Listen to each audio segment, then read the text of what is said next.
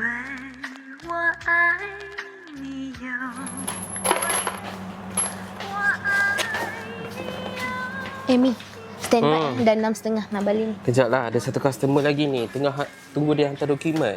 Hari ni kan malam New Year. Takkan hari-hari nak stay lambat kot. Hari ni je. Sekejap Mi, buat kerja betul-betul lah. Kang nanti kalau salah banyak pula aku nak kena amend. Tu nak amend, ni nak amend. Dan menyusahkan orang lain pula.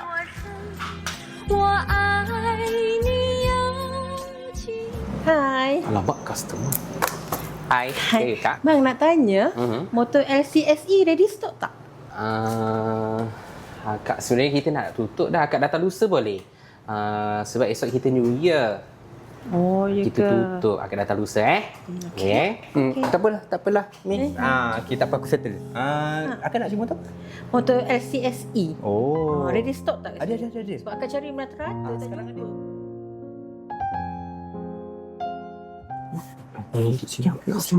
Kenapa?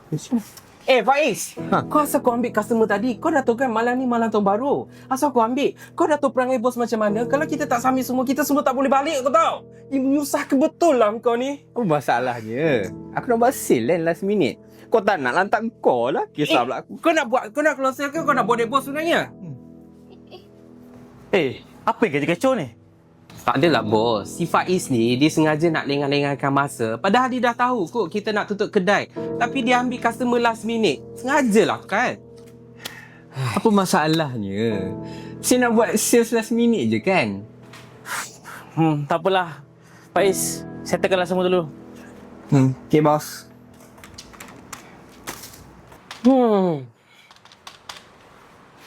Aku rasa sebenarnya kau ni saja nak buat bagus depan bos kan? Padahal kau nak dapat kredit je kan? Satu office tahulah aku ni buat banyak kot tahun ni. Tak, sekarang ni yang aku muraian tak tentu pasal. Sebab tak boleh balik awal. Sebab tu je kau nak muraian. Kau yang aku tak tahu ke? Kau yang aku bodoh sangat ke? Kau buat apa kat belakang aku? Kau ambil banyak kes aku. Kau yang aku bodoh? Tak tahu? Sudahlah. Nak masuk tahun baru pun korang ni gaduh-gaduh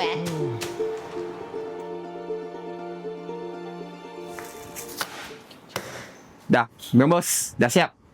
Tunggu apa?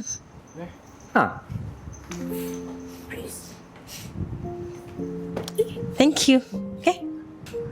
Sebenarnya, saya datang sini bukan nak beli motor pun. Habis tu? Cik Zul, so saya datang sini. Untuk apa? Untuk test korang bertiga. Staff dia. Test? Explain, Cik Zul.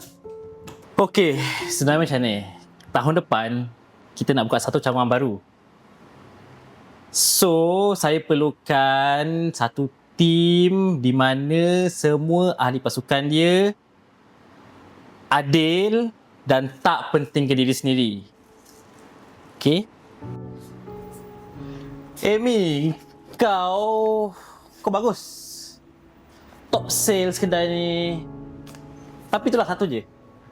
Kau memang tak suka jaga kau punya teammate, tahu tak? Perasaan diorang ni kau tak jaga pun. Kau pula Faiz, as a senior, sepatutnya kau janganlah selfish. Walaupun kau rajin, kau selalu kejar target, tapi tak maksud kau boleh selfish macam tu. So aku harap korang lepas ni berilah kerjasama. Dua-dua orang ni. Okay? So ni, untuk korang. Faiz, Amy. Okay, jangan lupa untuk kedai. Tu je. Sorry lah Faiz. Tadi aku celupa sangat. Okay? Tak apalah, aku pun selfish juga kan. Itulah. Dah lah kau orang. Dah kan esok New Year. So tak payah fikir yang lama-lama. Jom kita pergi Zeus. Let's go.